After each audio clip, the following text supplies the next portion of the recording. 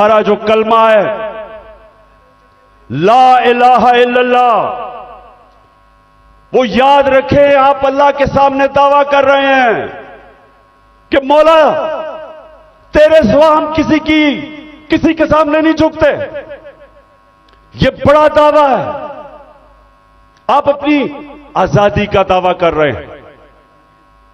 आप अल्लाह के सामने एक बहुत बड़ा वादा कर रहे हैं, गवाही दे रहे हैं कि मौला मैं मर जाऊंगा लेकिन किसी की गुलामी सिवाय तेरे नहीं करूंगा।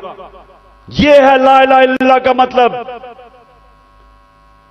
और जब मेरी नजर में मैं कोई इस्लाम का आलिम नहीं हूं, लेकिन मेरी नजर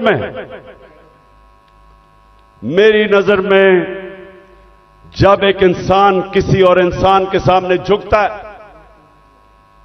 जब किसी बुत की पूजा करता है, और मेरी नजर में सबसे बड़ा बुत खौफ का बुत है,